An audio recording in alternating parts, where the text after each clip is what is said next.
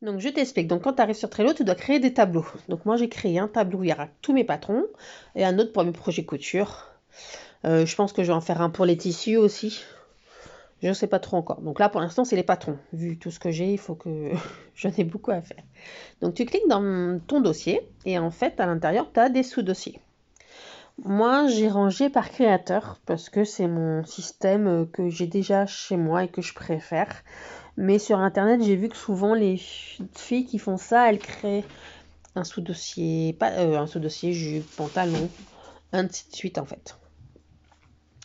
Donc voilà, moi j'ai fait plusieurs mes créateurs, donc là je vais en créer un nouveau, je vais faire Brindy et Edwig que j'ai pas encore fait. Donc pour créer un nouveau dossier, tu fais ajouter une liste. Donc j'ai dit que c'était Brindy Edwig. Là je fais OK. Et donc à l'intérieur, tu vas faire ajouter une carte. Ajouter une carte, c'est en fait créer ta fiche de ton patron. Donc je fais ajouter une carte et mon fichier, donc c'est le raglan sweat shirt. Et comme il y a toujours un numéro chez eux, je vais mettre le numéro avant pour pouvoir le retrouver. Et tu valides. Donc ensuite, tu vas retourner dessus. J'ai oublié de préciser. Avant de créer la fiche, en fait, ce que je fais, c'est que moi, je vais sur le site du patron, du PDF. Là, ce que moi, je rajoute, c'est que des PDF. Hein. Je rajoute pas de fichier papier pour le moment. Fichier papier, c'est facile, tu prends en photo et puis tu mets. Là, je vais sur le site internet et je fais des captures d'écran, du coup, de ce que j'ai besoin. Donc, de la photo, pour savoir ce que c'est, le tableau des tailles, le tableau des métrages de tissu. Enfin, ce que je trouve pertinent. Donc voilà, une fois que tu ouvres, ça me donne le titre, ça me donne dans quel dossier c'est, et donc une description. Donc en description, je fais assez simple, je mets ce que c'est. Donc là, je mets que c'est un sweat raglan. La taille. Donc là, c'est une taille, ça va du 3 mois.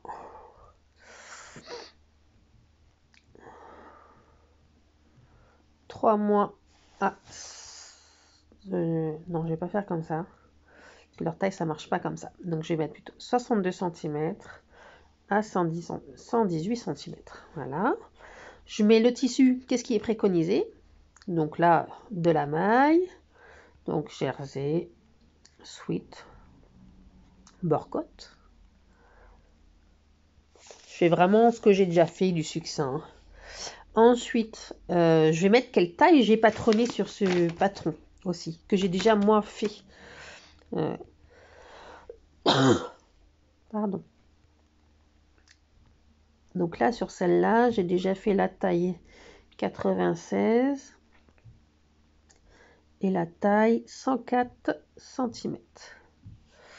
Comme ça me permet moi de savoir ce que j'ai déjà fait, de retrouver et de ne pas avoir à tout réimprimer, refaire. Je trouvais que c'était pas mal. Donc ensuite, là, j'ai fini mon descriptif. Moi, j'ai créé avant des étiquettes, c'est-à-dire les étiquettes, c'est des petites étiquettes que tu peux mettre pour retrouver plus tard. Donc là, en fait, j'ai fait plusieurs catégories.